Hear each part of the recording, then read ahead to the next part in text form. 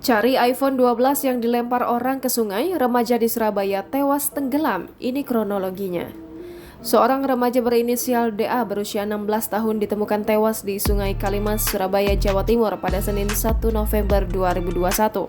Sehari sebelumnya, DA sempat terjun ke sungai untuk mencari sebuah ponsel iPhone 12. Ponsel tersebut dibuang ke dasar sungai oleh sepasang kekasih yang tengah bertengkar. Namun saat mencari ponsel tersebut, DA tenggelam dan akhirnya ditemukan sudah tak bernyawa.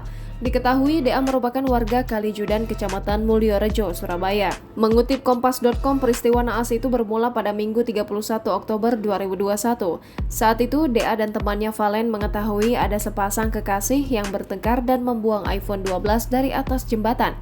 Mengetahui hal itu, DA dan Valen berupaya mencari ponsel yang dibuang tersebut agar bisa dijual. Keduanya kemudian menyisir sungai. Namun, DA berenang hingga ke tengah sungai. Valen yang melihat DA sempat mengingatkan rekannya tersebut agar kembali ke pinggir sungai. Setelah itu, Valen meminta bantuan warga karena DA sudah tak terlihat lagi.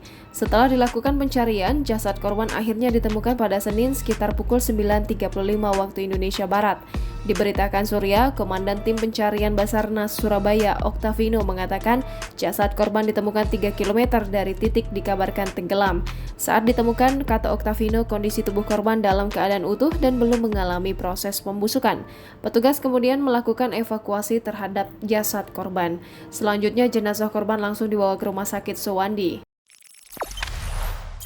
Jangan lupa subscribe, share, komen, dan like ya!